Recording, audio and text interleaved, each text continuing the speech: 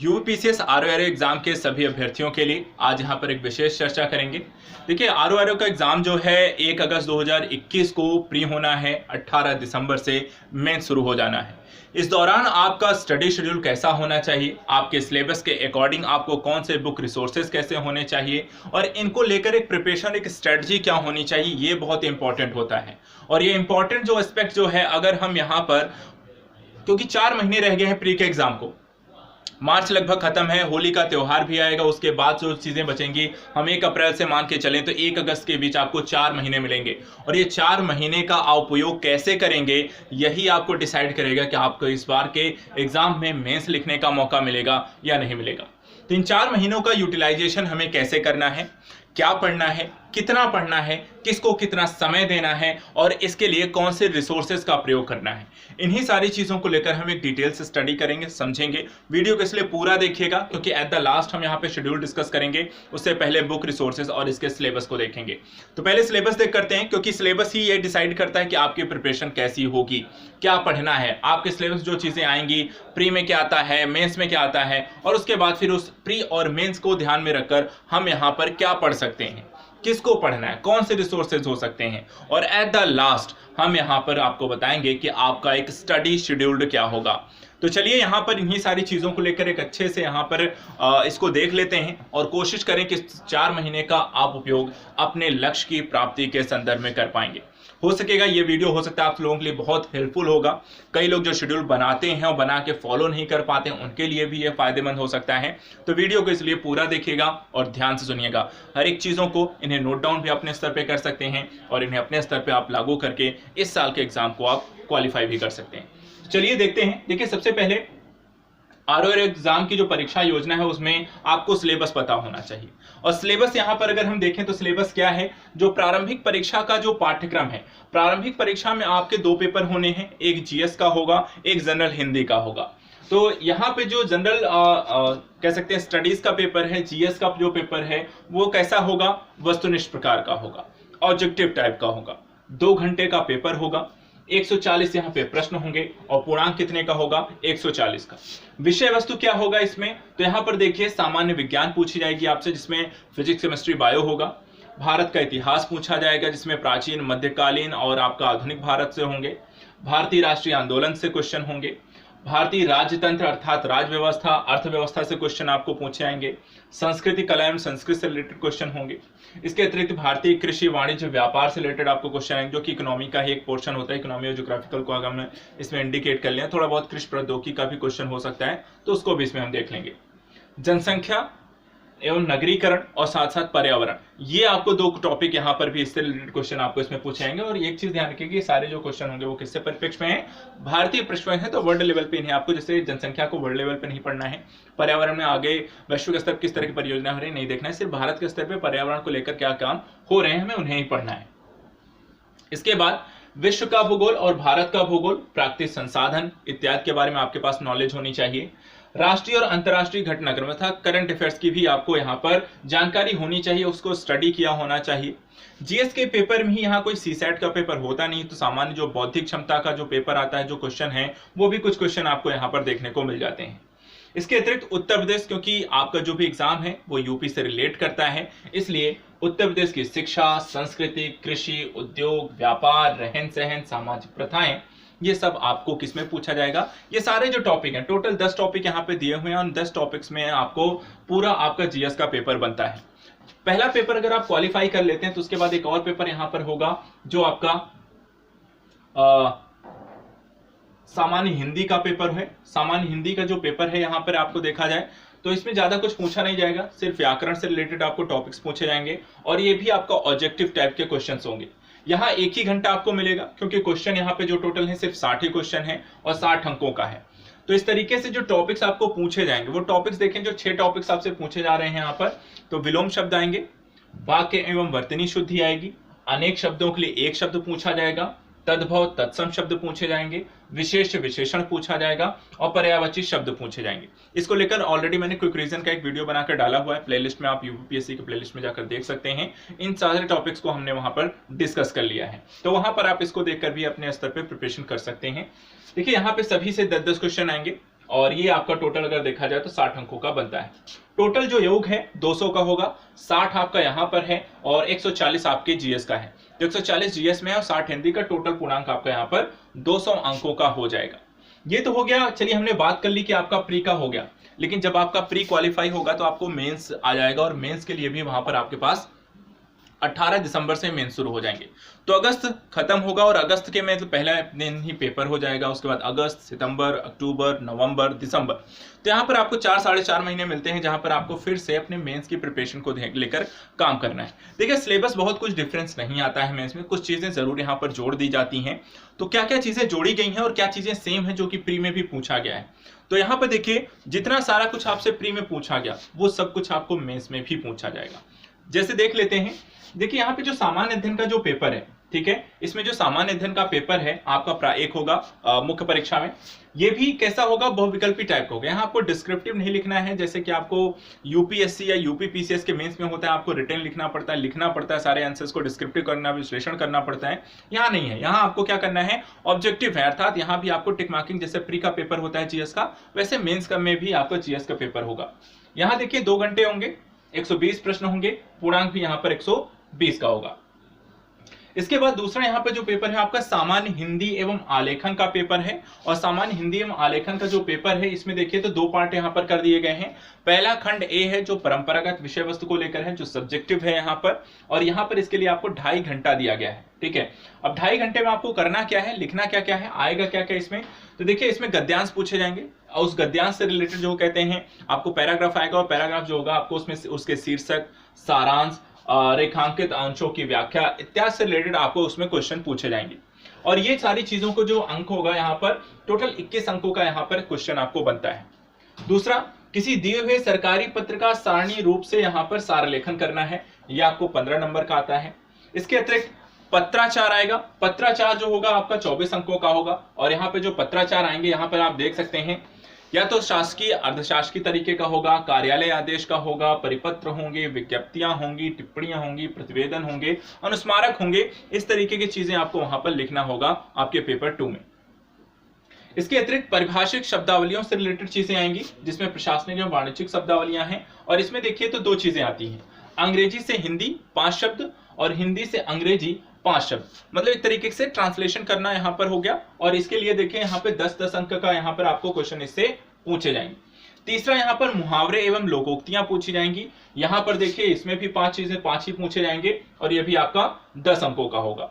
इसके बाद at the last अगर हम देखें तो कंप्यूटर ज्ञान भी आपको इसी पेपर में जाके पूछ लेता है, और कंप्यूटर ज्ञान यहाँ पे 10 अंकों का आपको आएगा। तो इस तरीके से देखें तो आपका जो पेपर 2 है, पेपर 2 में जो 2.5 घंटा आपको दिया गया है उसमें आपको गद्यांश, सरकारी पत्र, पत्राचार, परिभाषिक शब्दावलियां, कंप्यूटर ज्ञान से रिलेटेड चीजें आपको पूछे जाएंगे। और यहाँ पर ये सारा जो क्वेश्चन है कितने घंटे का है, टोटल आपको 100 अंकों का ये आपका यहाँ पर आपका पेपर दिया गया।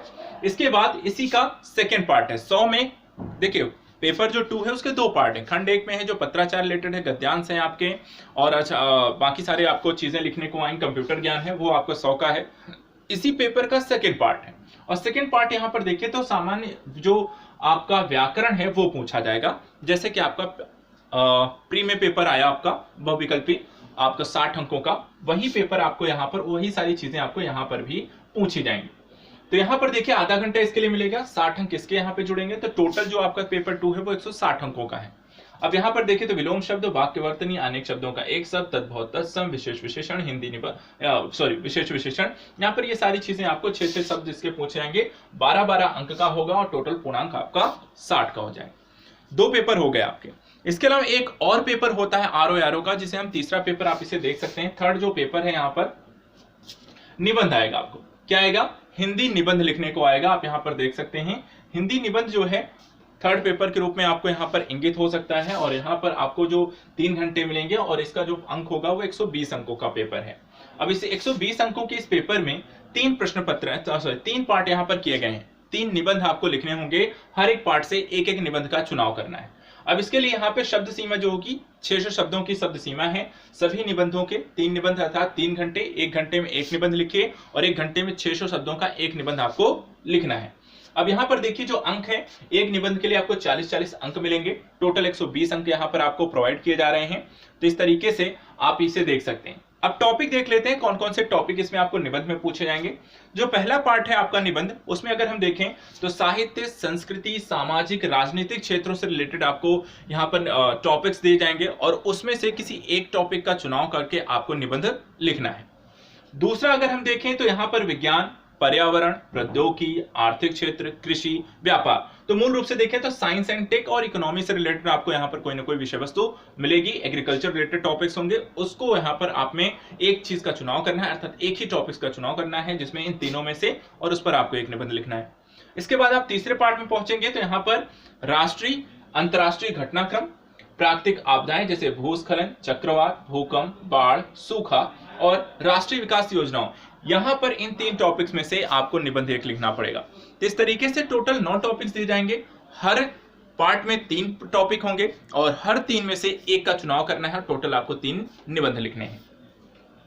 अब देखा जाए तो टोटल मुख्य परीक्षा का जो पूर्णांक बनता है वो कितने अंकों का बनेगा, तो देखिए 120, 160, 120, ठीक है। तो यहाँ पर अगर हम देखें जो टोटल नंबर ऑफ पूर्णांक यहाँ पर देखें 120 यहाँ पर आपका 240 और यहाँ पर 160 टोटल, सॉरी यहाँ पर ये 400 होगा यहाँ पर,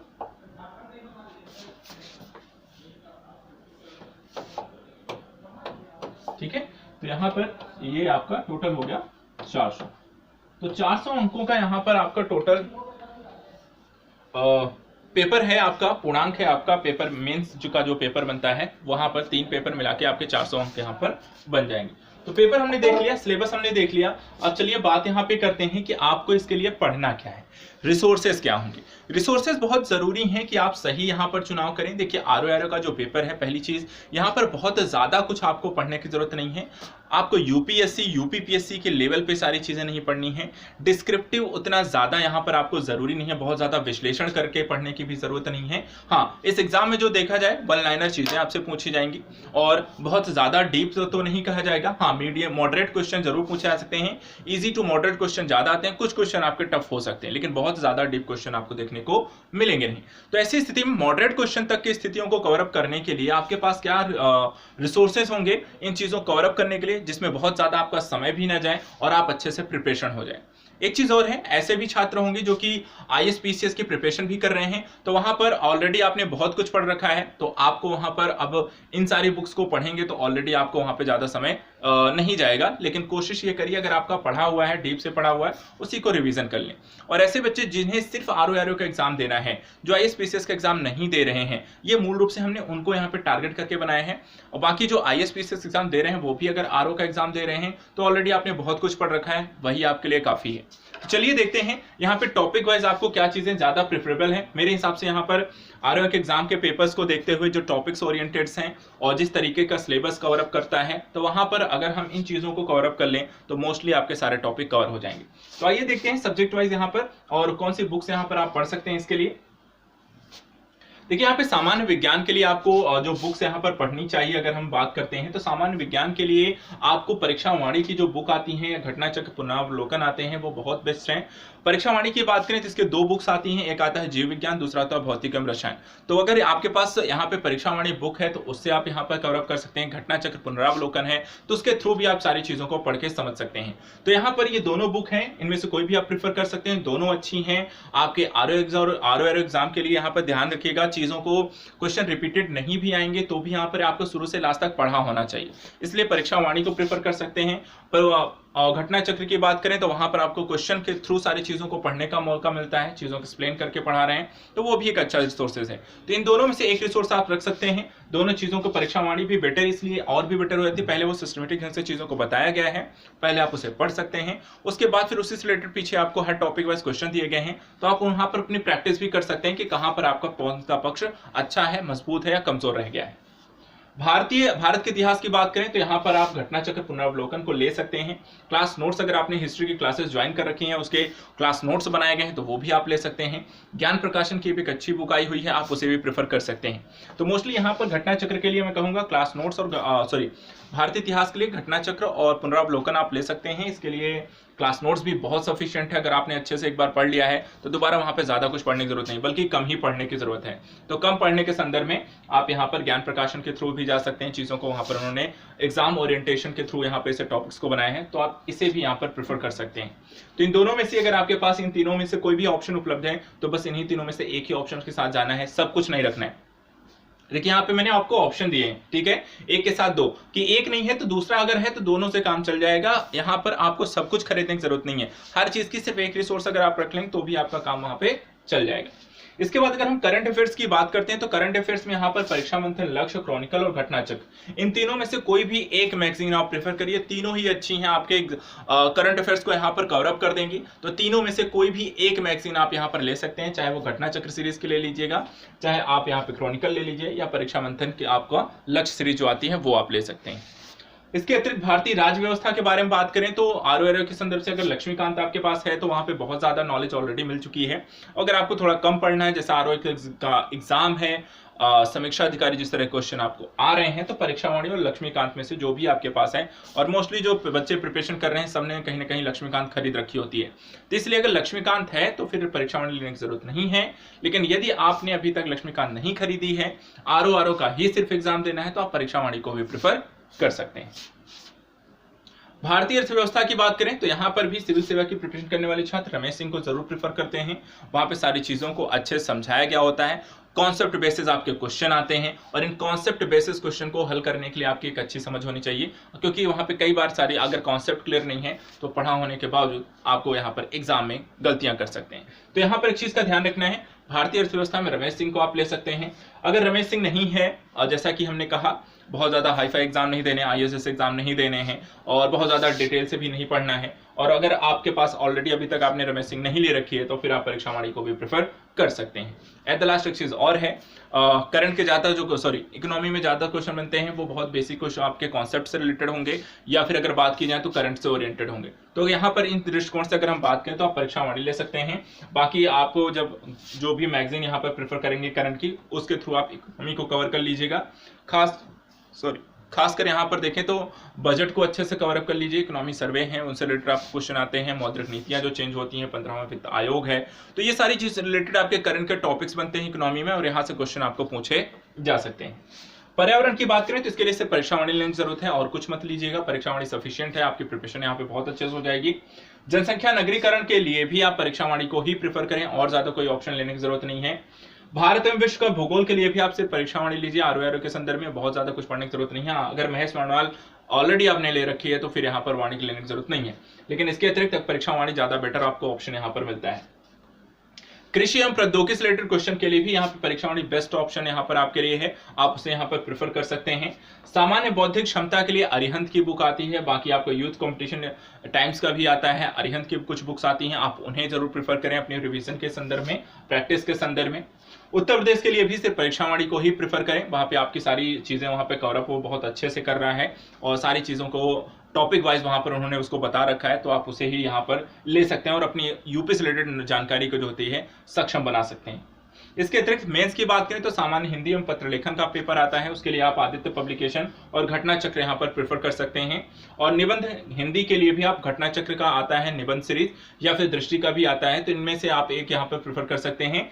घटना चक्र जो होता है यूपी ओरिएंटेड लीजिएगा निबंध के लिए, और ISPCS वाली आप निबंध की सीरीज मत लीजिए, क्योंकि वहां पे शब्दों की रचना अलग होती है, आपको 600 शब्दों में लिखने हैं, तो इसके लिए आप यहाँ पर यूपी स्पेशल जो होती है वहां पर आप उसी को यहाँ पर प्रेफर करें, घटना चक्र ले सकते हैं। दृष्टि का IS वाला मत लीजिएगा, उनका भी आप यूपी स्पेशल ही हिंदी निबंध का ऑर्डर करिए और वही आपको लेकर प्रैक्टिस करें।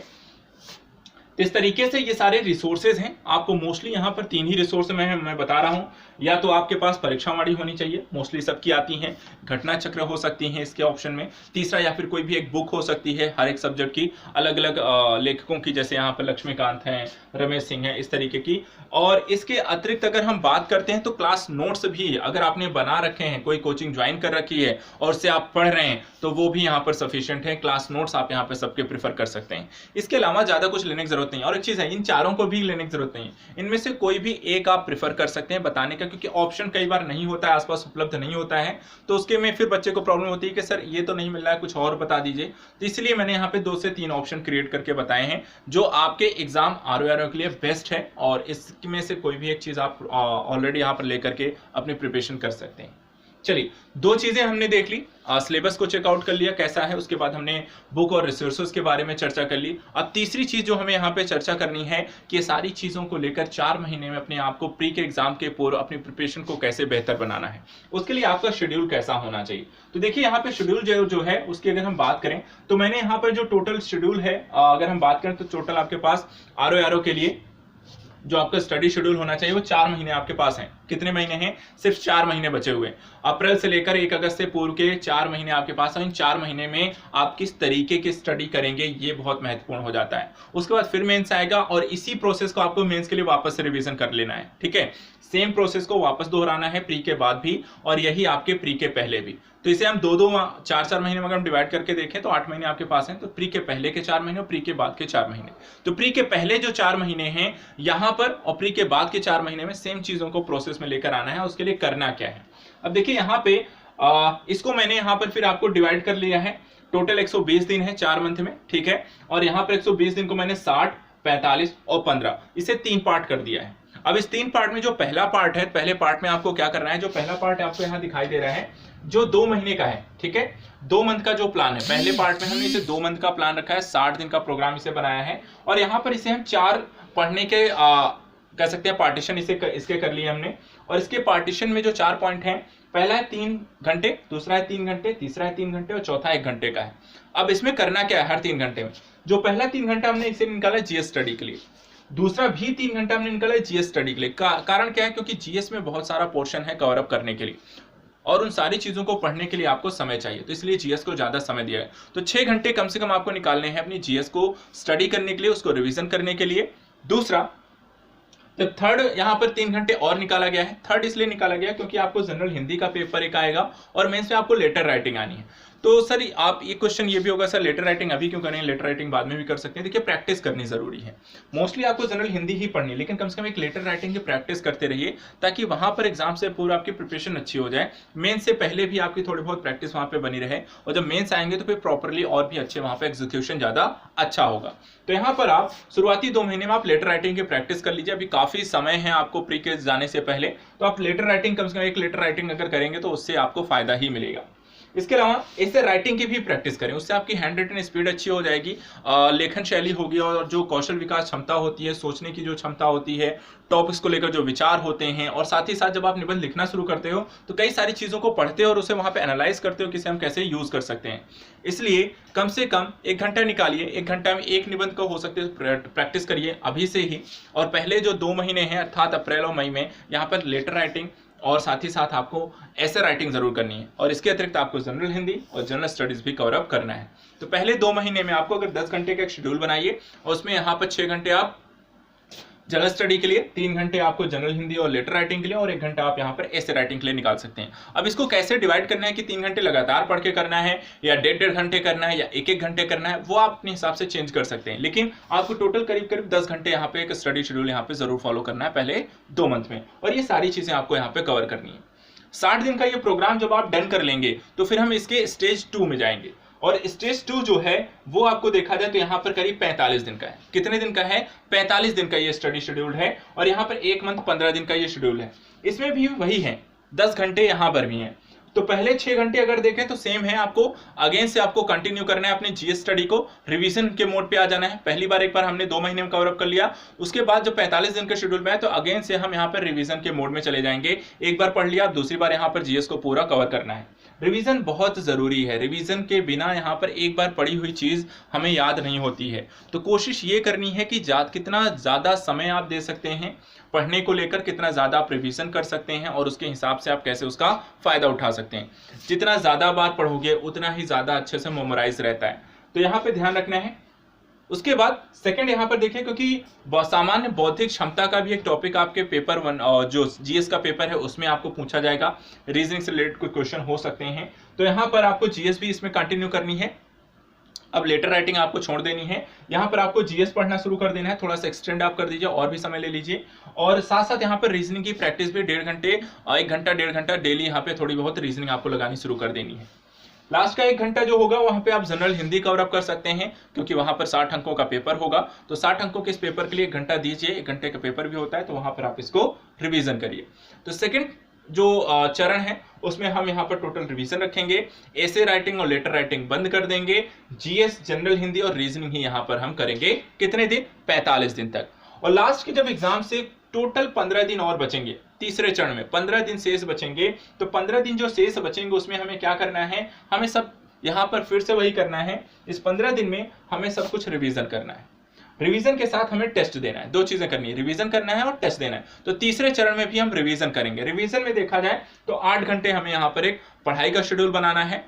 8 घंटे में 6 घंटे जीएस पढ़ना है, 1 घंटे रीजनिंग को दीजिए, और आपका यहाँ पर ये 2 घंटा नहीं 1 घंटा होगा, 1 घंटा यहाँ पर आप जनरल स्टडी करिए। तो टोटल यहाँ पे 6 घंटे जीएस, 1 घंटा हिंदी और 1 घंटा रीजनिंग, टोटल 8 घंटे आप यहाँ पर अपना लगा सकते हैं। उसके लिए 15 दिन में ये भी लगातार प्रैक्टिस करनी है। और एट द लास्ट जो आपका 2 घंटे का एक टेस्ट सीरीज जरूर ज्वाइन कर लीजिए, और ऐसी कम से कम 10 से 12 टेस्ट सीरीज एग्जाम जाने से पूर्व जरूर अपने दीजिए, ताकि वहां पर यह पता चल सके कि आप कितने प्रिपेयर्ड हैं, कौन से पक्ष में अच्छा स्कोर कर रहे हैं, कौन सा थोड़ा मजबूत है। तो उसका फायदा यहाँ पे जो ये लास्ट 15 दिन बचे हुए हैं, आप उन्हीं को रिवीजन पे फोकस कर पाएंगे, उन पोर्शंस पे फोकस कर पाएंगे जहां आप कमजोर हैं। तो टेस्ट देने से जो पता चल जाएंगे, जो कमियां रह जाएंगी, उनको रिवीजन के माध्यम से तीसरे चरण में आप अपना दूर कर पाएंगे। इस तरीके से यदि आप ARO का एग्जाम इस साल देने जा रहे हैं, और यहां पर आपने अभी तक एक स्टडी शेड्यूल को लेकर, रिसोर्सेज को लेकर यदि आपके साथ समस्या रही है, तो मैंने इस वीडियो के माध्यम से आपकी सभी समस्याओं को यहाँ पे हल करने की कोशिश की है।